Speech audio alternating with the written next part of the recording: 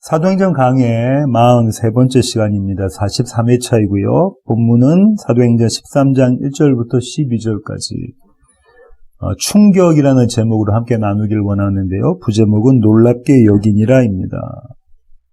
작년과 올해는 충격적인 사건, 매우 충격적인 사건들이 연속적으로 일어났습니다.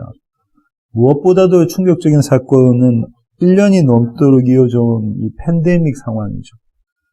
이거는 전혀 경험해보지 못한, 우리가 전혀 경험해보지 못한 그런 충격적인 사건입니다.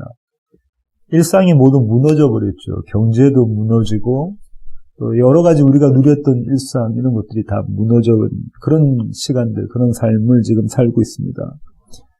지난 한 주간에는 또 이 날씨가, 충격적인 날씨가 이 텍사스와 미국을 거의 미국 전미를 덮었습니다. 2월 달인데요. 섭씨 영하 17도를 넘나드는 날씨였죠. 깜짝 놀랐습니다. 그죠? 체감 온도는 20도를 훌쩍, 영하 20도를 훌쩍 넘는 그런 기온이었습니다. 32도, 화씨로 32도, 그러니까 영하 0도 이렇게 되면 좀 따뜻하다 할 정도로 느낄 정도로 그렇게 되어버렸죠. 다른 지역 같으면 폭설은 아니지만 이 텍사스에서는 폭설이라고 할 만큼 눈이 내려서 또 도로가 막히기도 했고요. 아시다시피 우리 모두 경험했다시피 정전 사태로 블랙아웃을 막기 위해서 정전을 이렇게 줬죠. 그래서 1시간 하고 30분 정전시키고 또 1시간 있다가 30분 정전시키고 이렇게 됩니다. 하여간 우리가 경험해보지 못한 것을 지난 한 주간 우리가 경험했습니다. 또 한국 뉴스에는 충격적인 또 사건들이 여러 장면에 있었는데요. 입양 자녀를 가진 부모, 또 자기 친자녀까지 이렇게 폭행해서 숨지게 하는 그런 사건들이 여럿 있었습니다. 아이를 가방 안에 집어넣고, 여행 가방 안에 집어넣고 발로 밟기도 하고요. 팔을 잡아 던져가지고 옆구리를 차기도 하고, 먹을 것을 주지 않아서 굶어 죽이기도 하고, 이런 기가 막힌 충격적인 사건들이 많이 있었습니다. 오늘 한국 뉴스에는 이런 뉴스가 났는데요. 대한의사협회가 의사 면허 취소 법안을 취소하지 않으면, 포기하지 않으면 파업을 하겠다. 그래서 지금 백신을 맞아야 되는 상황 가운데 백신 맞게끔 하는 걸 순조롭게 이렇게 진행하는 것을 방해하겠다, 막겠다. 그러니까 너희가 법률을 포기해라. 이렇게 지금 협박하고 있는 상태입니다.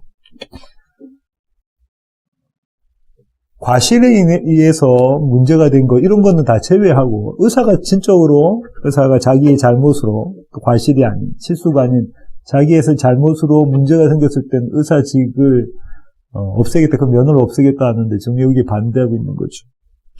도대체 뇌가 어떻게 생겨먹은 사람들인지 모르겠습니다. 지금 국민을 대상으로 해서 이런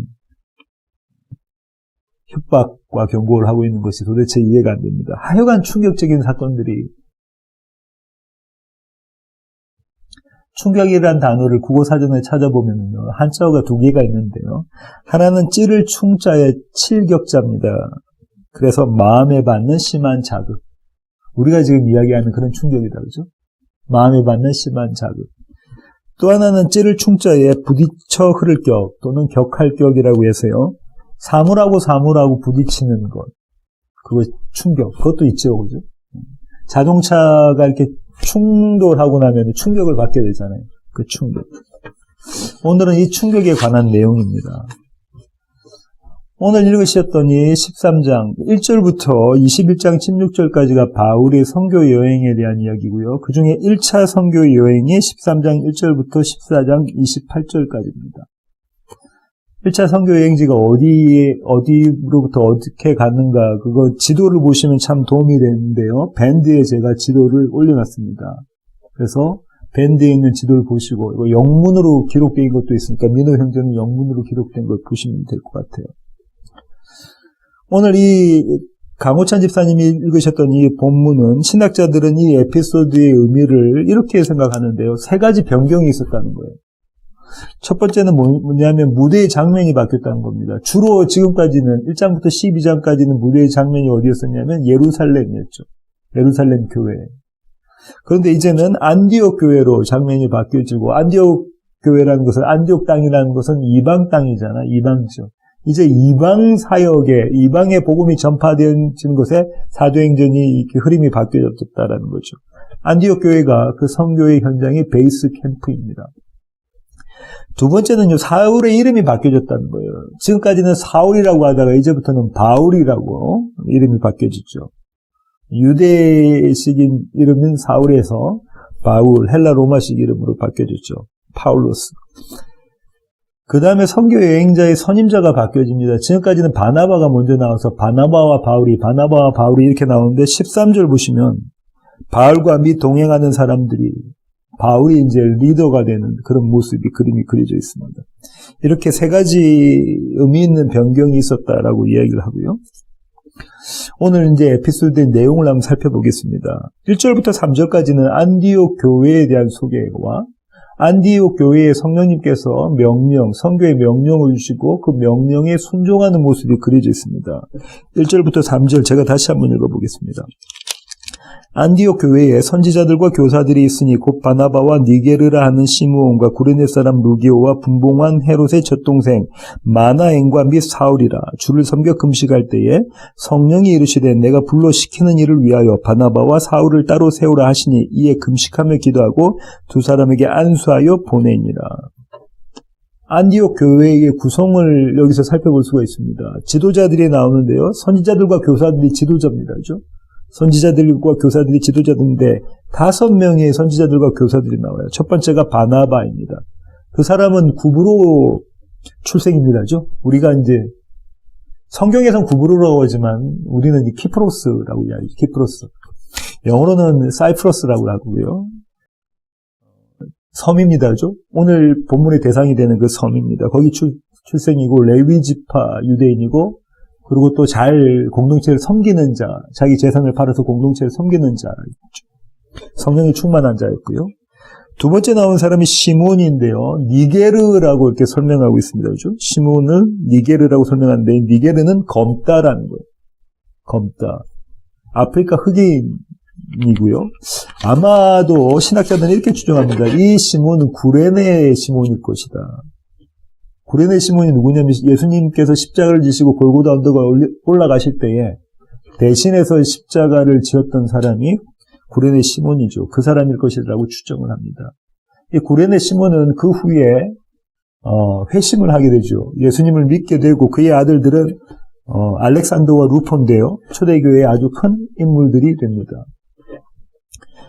그 다음 사람은 루기오인데요. 이 사람 또 구레네 사람이에요. 북아프리카 출신입니다. 구레네가 어디냐면 키레네라고 했어요. 사이리네입니다. 현재 리비아에 속해 있는 거예요. 아프리카의 북쪽에 있는 거죠. 애굽 옆에, 이집트 옆에 있는, 이집트에서 서쪽으로 있는 리비아에 속한 도시입니다. 이 구레네는 고대 시대에는 지식의 전당이었다고 그래요. 모든 학문 지식이 여기서 꽃피었다고 합니다. 그 다음 사람은 마나엔인데요. 헤롯 안디바의 젖동생입니다. 이 젖동생이라는 건 뭐냐면 함께 어릴 때부터 자랐다라는 의미도 있고요. 또 한 가지는 아주 친한 친구 사이다. 아주 긴밀한 친구 사이다. 이런 뜻도 갖고 있습니다. 그 다음에 바울이죠. 다소 출신이죠. 베냐민 지파 유대인이고요. 가마리엘 문화생입니다. 그 다음에 로마의 시민권을 갖고 있었던 대단한 사람이죠. 우리는 요렇게 그 안디옥 교회의 지도자들이 구성된 것을 보고 이 안디옥 교회는 인종적으로 문화적으로 아주 다양한 사람들이 모인 교회다라는 것을 알 수가 있어요. 지도자들을 비롯해서 우리는 그렇게 알 수가 있습니다. 이런 질문 들을 수 있는데요. 바나바와 사울이 선교사로 파송되어졌는데 누가 그들을 파송했는가? 성령님이신가? 아니면 안디옥 교회인가? 누가 파송했는가? 대답은 이렇습니다. 성령님에 의해서 안디옥 교회가 파송한 겁니다. 그렇죠? 성령님에 의해서 안디옥 교회가 파송했다. 파송하는 장면도 나오고요. 나중에는 이들이 1차 선교여행을 다 마치고 돌아왔을 때 이들에게 선교의 보고를 듣는, 교회 공동체가 선교의 보고를 듣는 장면도 나옵니다. 안디옥 교회의 선교 사역에 대해서 신학자들은 이렇게 평가합니다. 어떻게 평가하냐면요. 이 교회는 개척교회입니다. 그죠? 이제 막 생겨진 개척교회인데 그럼에도 불구하고 선교하는 교회라는 거예요. 교회 사명은 선교라는 거죠. 전도라는 겁니다. 두 번째로는 성령의 지시를 따르는 교회라는 거예요. 하나님께 순종하는, 말씀에 순종하는 교회라는 거고요. 세 번째로는요. 가장 뛰어난 사역자들을 그 교회의 가장 좋은 인적 자원, 누가 그렇죠? 바나바와 바울이 그렇습니다. 그렇죠? 그들을 선교지로 보냅니다. 보통은 잡고 있으려고 화면이 그려져 있죠. 요렇게 1절부터 3절까지는 안디옥 교회와 그 교회가 어떤 모습이고 또 성령님의 그 말씀을 듣고 명령을 받고 그들이 어떻게 순종했는가를 그리고 있고요. 이제부터는 4절부터 12절까지는 바나바와 사울의 사역이 나옵니다. 여정이 4절부터 6절 상반절까지 나오는데요. 제가 한번 읽어보겠습니다. 두 사람이 성령의 보내심을 받아 실루기아에 내려가 거기서 배 타고 구브로에 가서 살라미에 이르러 하나님의 말씀을 유대인의 여러 회당에 전할세. 요한을 수행원으로 두었더라. 온 섬 가운데로 지나서 바보에 이르러. 안디옥에서 먼저 어디로 갔다고? 실루기아. 안디옥은 지난 시간에도 말씀드린 것처럼 대단한 도시입니다. 그죠? 로마 제국의 세 번째로 큰 크기만으로, 사이즈만으로 큰 것이 아니라 그 위치, 그 다음에 모든 부분에서, 문화적인 모든 부분에서, 경제적인 모든 부분에서 세 번째 큰 도시가 안디옥이라고 말씀드렸고요. 그 안디옥의 항구 도시, 옆에 있는 항구 도시가 실루기아인데요. 25km 정도 떨어져 있습니다. 꽤 거리가 있죠. 그 실루기아에서 이제 배를 타고 구브로 섬, 사이프러스 섬으로 떠나게 되죠. 사이프러스 섬의 오른쪽, 그러니까 동쪽에 있는 항구 이름이 살람입니다. 항구 도시고요. 실루기아로부터 한 100km 정도 떨어져 있다고 해요. 배를 타고 그렇게 오랜 시간 가게 되죠. 이 구브로라는 섬은요, 이 사이프러스라는 섬은 길이가 한 224km 되고요. 폭이 한 96km, 이렇게 옆으로 길쭉하게 생긴 섬입니다. 한 번도 저는 가보진 못했는데요. 한번 가보고 싶습니다. 이 섬에서 사도들이 지금 이 살라미에서 유대 회당에 찾아갑니다. 그리고 하나님의 말씀을 가리킵니다. 하나님의 말씀이 진짜 의미하고 있는 진의가 무엇인지, 참뜻이 무엇인지 그걸 가리키죠. 그때 이 바나바와 사울은 누구를 한 명을 더 데리고 갔는데요. 데리고 간 사람이 요한이라고 하죠. 마가 요한입니다. 마가이죠. 저와 여러분이 잘 아는. 이제 살라미에서 살라미가 아까 말씀드린 것처럼 이 사이프러스 섬, 구브로 섬의 동쪽에 있다고 그랬잖아요. 오른쪽에. 동쪽에, 여러분이 보실 때 이쪽이 오른쪽이죠. 오른쪽에서 왼쪽으로, 그러니까 동쪽에서 서쪽으로 이렇게 쭉 관통해 가면서 복음을 이렇게 전했을 텐데요. 그렇게 해서 바보라는 도시에 도착합니다. 한 180km 정도 갔다고 해요. 바보라는 서쪽에 있는 항구 도시로 가는데요. 이 바보라는 도시는 어떤 거냐면요. 전형적인 그리스 로마의 도시입니다. 그레코 로만 신전들이 있었어요. 그리스 신전, 그다음 로마 신전, 많은 신전들이 있었고요. 극장, 야외 극장들이 있었고요. 체육관들이 있었고요. 공동 목욕탕, 공중 목욕탕이 있었고요. 동전을 만드는 주조소도 있었습니다. 대단히 번화한 그런 도시가 이 바보라는 도시죠. 이 바보라는 도시에서 한 사건이 일어납니다. 사건이 일어났는데요. 먼저 이 사건의 등장인물들을 살펴보려고 하는데요. 등장인물 중에 한 명이 바예수라는 사람입니다. 6절 하반절 보실까요? 바예수라 하는 유대인 거짓 선지자인 마술사를 만나니. 바예수. 바자가 아들이라는 거거든요. 누구의 아들이라는 거예요. 예수는요. 여호수아 아니면 예수다. 그죠? 예수아. 그러니까 지금 여호수아의 아들, 여호수아의 자녀 아니면 예수의 자녀라는 거예요. 예수의 아들. 이렇게 대단한 이름을 가지고 있다. 그죠? 그 사람은 유대인이라고 누가는 이야기하고 있고요. 거짓 선지자라고 이야기하고 있고 마술사라고 이야기하고 있습니다. 거짓 선지자는 어떤 뜻인가요? 거짓 선지자는 거짓말하는 사람입니다. 그죠? 입으로 거짓말을 해서 다른 사람의 귀를 속이는 사람이 거짓 선지자입니다. 그렇죠? 참 진리가 아닌 거짓 진리를 선언해서 입으로 그 말을 해서 다른 사람의 귀를 속이는 사람이 거짓 선지자죠. 마술사는요. 자기의 손으로 다른 사람의 눈을 속이는 사람입니다. 그죠? 이 사람이 입과 손으로 다른 사람을 속이는 사람이라는 거예요. 이 사람의 삶이 그렇다는 거예요. 여러분은 아마 사마리아에서 있었던 베드로와 또 마술사 시므온의 사건을 아십니다. 그죠? 오늘 장면은 이제는 바울과 이 마술사 바예수가 충돌하는 사건입니다. 두 번째 등장인물은 누구냐면 총독 서기오입니다. 7절 상반절 보시겠습니다. 그가 총독 서기오 바울과 함께 있으니 서기오 바울은 지혜 있는 사람이라 바나바와 사울을 불러 하나님의 말씀을 듣고자. 누가는 그 총독 서기오 바울을 바보라는 항구 도시의 총독 서기오 바울을 어떻게 표현하고 있냐면 그 사람은 지혜 있는 사람이다라고 이야기해요. 먼저 그 사람은 학식을 갖춘 사람일 겁니다. 로마 제국의 아주 유명한 도시의 총독으로 올 정도 되면 대단한 학식을 갖고 있어야 될 거예요. 그죠? 행정가로서. 또 한편으로는 그는 진리의 갈증을 느꼈던 사람입니다. 그렇게 해서 이 거짓 선지자였던 바예수를 곁에 두고 그의 이야기를 듣고 있었던 사람이죠. 진리에 갈급했던 사람입니다. 그런데 누가가 여기서 지혜 있는 사람이라고 표현했다는 것은 한 의미는 이 두 가지 때문이 아니라요. 뒤에 보시면 아시겠지만 복음을 수용했기 때문에 그렇습니다. 그가 복음을 받아들였기 때문에. 다시 말하면 복음으로 듣는 자가 지혜 있다. 이 얘기를 지금 누가가 하고 있는 거죠. 이렇게까지 제가 등장인물, 오늘 에피소드의 등장인물들을 소개해드렸는데요. 그 다음 이제 바울이 나오죠. 갈등이 생깁니다. 에피소드에 갈등이 있는데요. 7절 하반절부터 8절 보시겠습니까? 아까 제가 7절 하반절 읽었는데 다시 한번 읽어보겠습니다. 그 총독이요, 바나바와 사울을 불러 하나님의 말씀을 듣고자 하더라. 이 마술사 엘루마는, 다시 말하면 바예수죠. 이 이름을 번역하면 마술사라. 그들을 대적하여 총독으로 믿지 못하게 힘쓰니. 갈등이 생겼는데 어떤 갈등입니까? 총독은 지금 뭘 원해요? 바나바와 바울을 데려다가 하나님의 말씀, 진리가 무엇인지를 듣기를 원하는 모습이 있어요. 그런데 지금 이 바예수, 거짓 선지자인 마술사인 바예수는 무엇 하려고 하죠? 총독이 그 말을 믿지 못하게 하려고 하는 거예요. 그런가요? 갈등의 이유가 뭡니까? 말씀입니다. 갈등의 이유가 말씀이에요. 호세아 14장 9절 가보실까요? 호세아 14장 마지막 장 9절입니다. 찾으셨으면 제가 한번 읽어보겠습니다.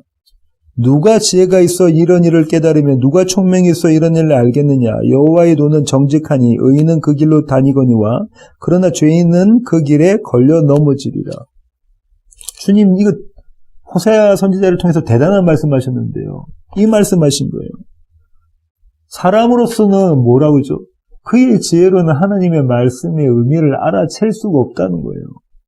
그죠? 알아챌 수가 없다는 겁니다. 누가 지혜가 있냐? 누가 총명하냐? 누가 감히 하나님의 말씀을 제대로 알아들을 수 있느냐라고. 하나님이 아니시면. 그분이 함께하지 않으시면 못한다는 거예요. 그래서 하나님의 말씀이 선포되지만 의인은 어떻게 돼요? 그 길로 걸어간다는 거죠. 하나님의 진리의 말씀을 따라 걸어가는데 악인은요, 죄인은요, 그 길에 걸려 넘어진다. 뭐에 걸려 넘어진다는 겁니까? 하나님의 말씀에 걸려 넘어진다는 거예요. 그 말씀을 받아들일 수가 없는 거죠. 갈등의 원인이 무엇이냐면 말씀입니다. 하나님의 말씀. 오늘 이 에피소드는 지금 어떻게 표현하고 있냐면 이 바예수란 사람이 총독 서기오 바울이 말씀을 깨닫지 못하도록 방해했다라고 나와져 있는데 이건 외부적인 방해잖아요. 그런데 자세히 보시면 이거는 내부적인 갈등도 여기에 해당이 됩니다. 그죠? 우리는 늘 그렇지 않아요. 하나님의 말씀 가지고 갈등합니다. 그걸 받을 것인가 받지 않을 것인가 갈등하는 거죠. 모든 갈등은 전부 다 이 말씀에 의해서 생겨지는 겁니다. 시작되는 거죠. 원인이 말씀이라는 겁니다.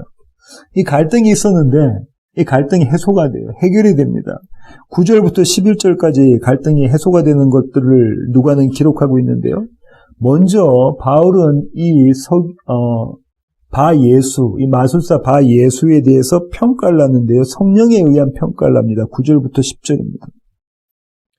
바울이라고 하는 사울이 성령이 충만하여, 이때 바울이라고 하는 사울이 처음 나온 거예요. 이제 바울이라고 하는 사울이 무엇이 충만하여?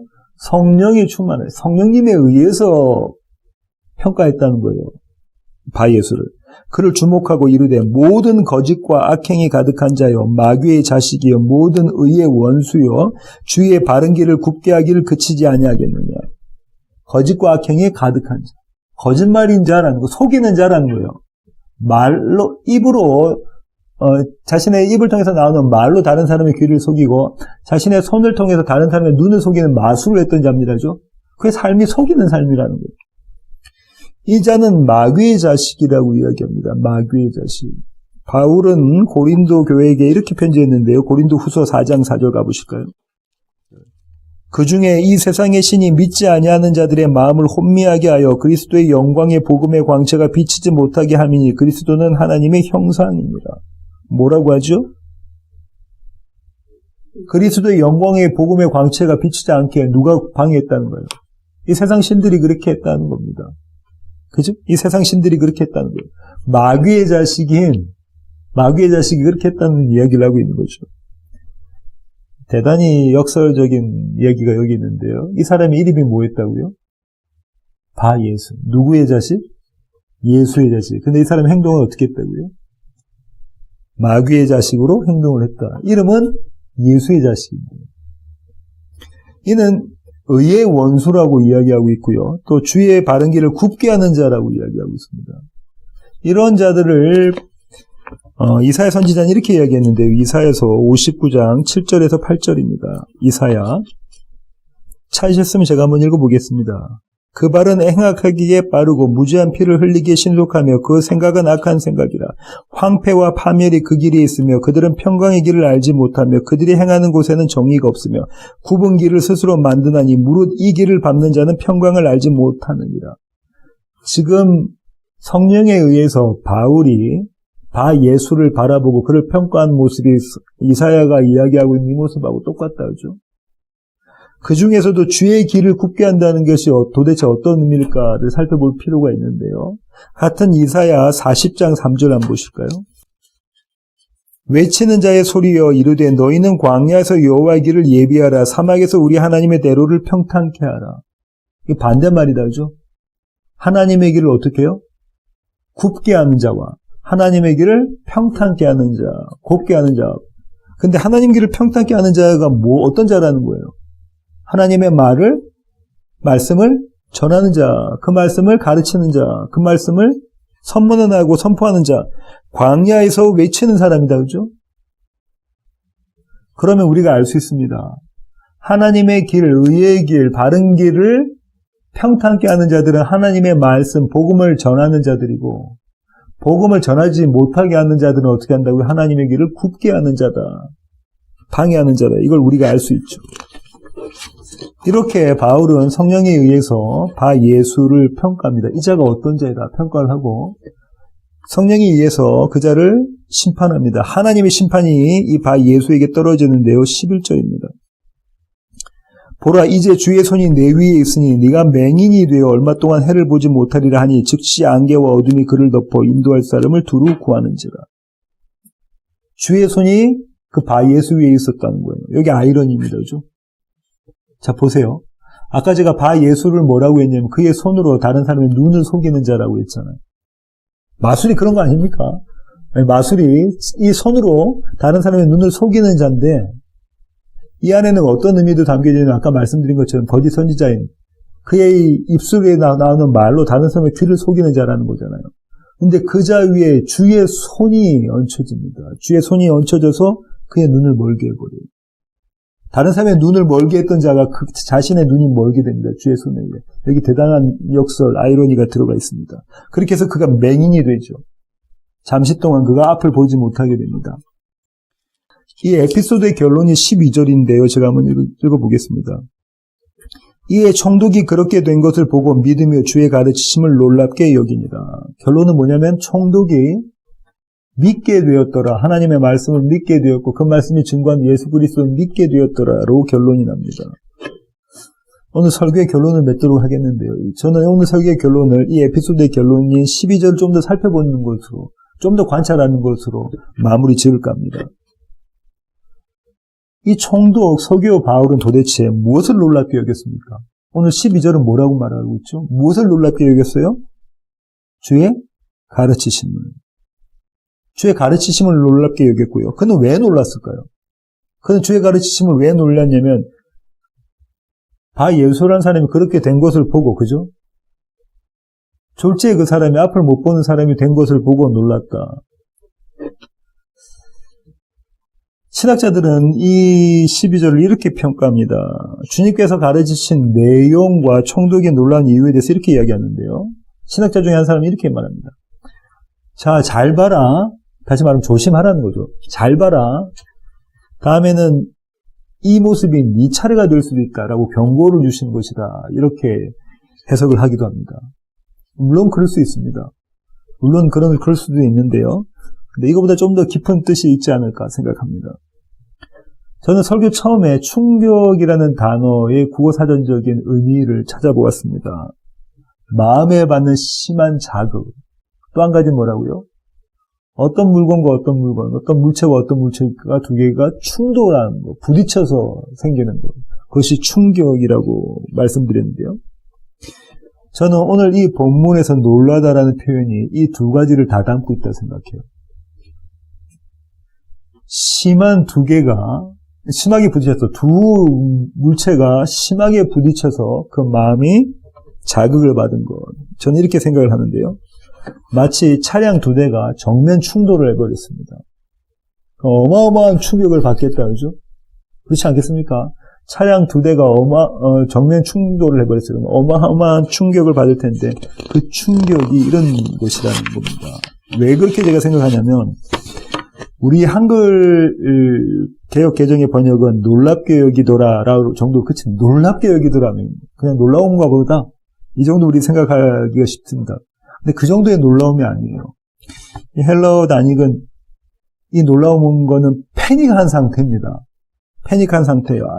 어마어마한 쇼킹한 상태라는 거예요. 마치 이런 겁니다. 무언가 지탱하고 있던 것이 무너져 버린 거예요. 지탱하고 있는 그게 건물이든 다리든 무엇이든 그게 무너진 겁니다. 기둥이 무너진 거. 또 이렇게 표현할 수도 있어요. 마치 해일이 큰 쓰나미 같은 해일이 와서 모든 것을 다 쓸어가 버렸어요. 모든 것을 다 쓸어가 버렸을 때 그때 받는 충격이 이 충격입니다. 놀라움.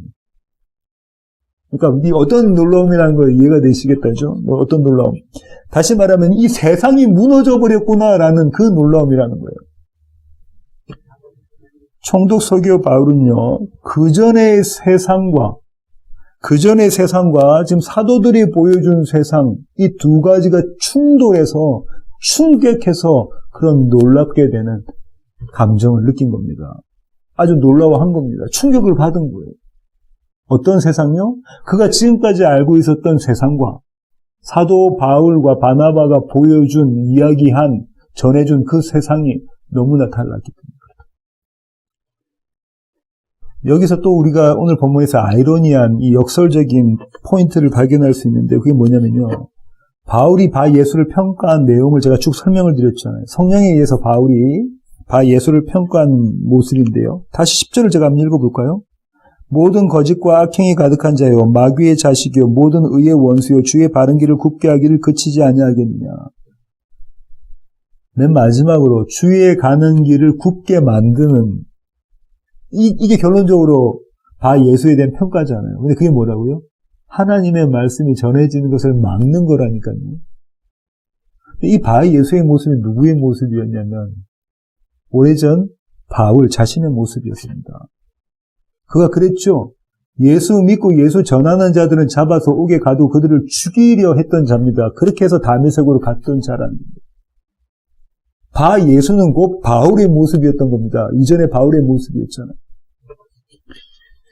그런데 그랬던 그에게 어느 한순간 다메섹 가까이 다가서 다메섹 도상에서 하늘에서부터 빛이 비춰져서 그가 빛을 보게 되고 하늘에서부터 소리가 전해서 그가 소리를 듣게 되어집니다.